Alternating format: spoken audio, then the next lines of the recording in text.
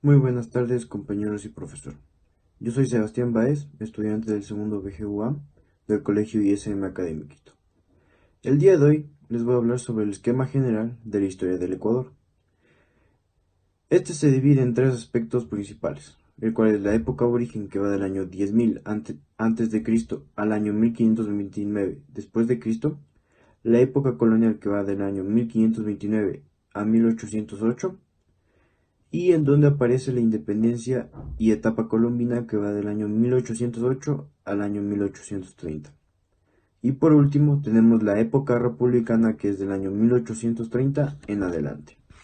En primer lugar, la época aborigen. Se divide en 5 subdivisiones: cazadores y recolectores, sociedades agrícolas incipientes, sociedades aldeanas superiores, sociedades agrícolas supracomunales y el Incario. En primer lugar tenemos cazadores y recolectores, la parte esencial para el desarrollo de América, en donde se da el poblamiento inicial de América con los cazadores y recolectores de cada sociedad. En segundo lugar tenemos las sociedades agrícolas incipientes, que se refiere a las tribus y aldeas que se poblaron en pequeños espacios de América, en donde se da el cultivo de papa y de maíz, además de que tenemos particularmente a los Valdivia, que son una de las primeras sociedades o grupos que se poblaron en América. En tercer lugar tenemos las sociedades aldeanas superiores. En esta no es más que las aldeas principales que formaron América, como son Machalilla, Cotocollao y Cochorrea. En cuarto lugar tenemos las sociedades agrícolas supracomunales. Se refiere a las jefaturas y comunidades políticas, pues en América ya se empezaban a instalar las políticas en cada sociedad o aldea. Además de que tenemos la aparición de aldeas como la Purúa, los Chonos, Cayar y Caranqui-Cochasqui. Finalmente tenemos el Incario. El Incario abarca mucho de lo que es América, pues su inicio está en Perú. Sin embargo, para la parte de Ecuador, formó parte de su segundo gobierno central, el cual estaba ubicado en Quito.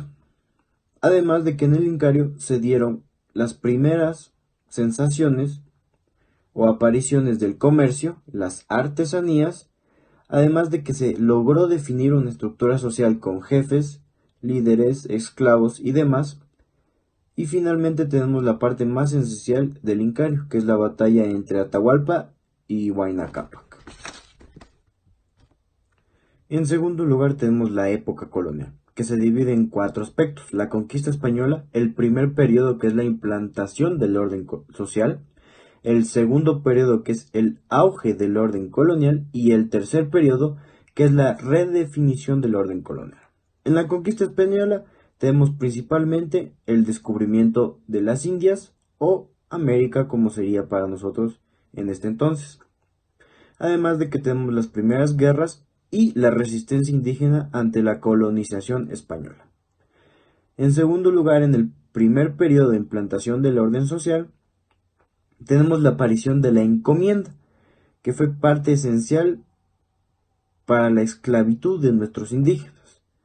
De ahí tenemos las guerras civiles entre indígenas y españoles, la fundación de distritos, lo cual fue esencial para la división de América, especialmente de Quito o la República del Ecuador en ese entonces.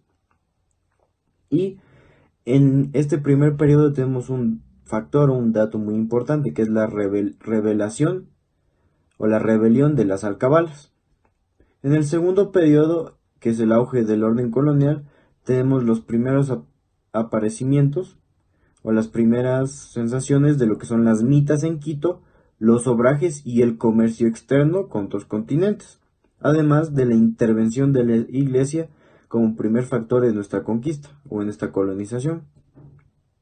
El tercer periodo, que es la redefinición del orden colonial, se dan principalmente las reformas borbónicas, además de que surge la crisis española. Se dan los levantamientos de los nativos, en este caso nuestros indígenas o mestizos, y el auge de cacao en nuestra parte costeña, específicamente puede ser en Guayaquil, lo que era en ese entonces. Como tercer aspecto vamos a hablar de la independencia y etapa colombiana. ¿A qué se refiere esto? Al contexto internacional, a los actores sociales de la independencia y al proyecto bolivariano con el Distrito del Sur. En primer lugar, quiero rescatar a los personajes símbolo de esta independencia de las Américas o de la República del Ecuador, que pueden ser Simón Bolívar, Antonio José de Sucre, Manuela Cañizares, Juan José de Flores y entre otros. Como contexto internacional, podemos deducir la crisis española en ese entonces, por el cual Ecuador o las Américas decidieron independizarse de Española, aprovecharon esa mala sensación o mala época que tenían. Por aquello se dan dos batallas principales, la batalla de Pichincha, que es el 24 de mayo de 1822, y la batalla de Tarqui, dada el 27 de febrero de 1829.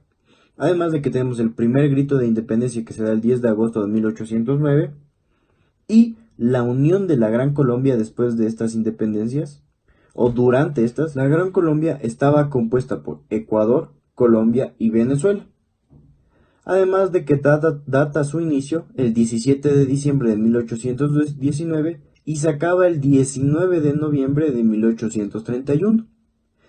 La Gran Colombia principalmente se acaba debido a una mala organización, a una mala productividad y además de que Simón Bolívar se dio cuenta que esta no iba a funcionar para un futuro, debido a que cada gobierno o cada país o distrito de ese entonces tenía ideales diferentes, que se basaban en uno solo, es verdad, pero cada uno quería algo diferente. Finalmente hablaremos de la época republicana. Esto comprende tres periodos. El primer periodo, que es el Proyecto Nacional Criollo, el segundo periodo, que es el Proyecto Nacional Mestizo, y el tercer periodo, que es el Proyecto Nacional de la Diversidad. En el primer periodo tenemos como principal factor la fundación de la República del Ecuador. Después de la independencia, pues se tenía que fundar esta. Además de que se da un factor importante que es el Estado oligárquico terrateniente, el cual daba un mayor beneficio a los criollos.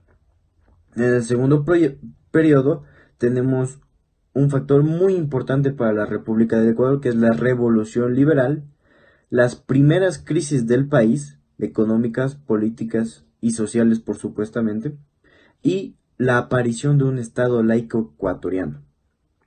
Y finalmente, en el tercer periodo no es nada más que la continuación de la crisis y el auge. ¿El auge de qué? El auge exportador del cacao, del banano.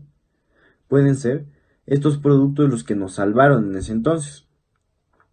Sin embargo, en el tercer periodo cabe recalcar los años recientes, lo cual influye al gobierno de Rafael Correa y la nueva constitución que apareció con este, es decir, la constitución del 2008, que ha cambiado mucho las leyes en el Ecuador.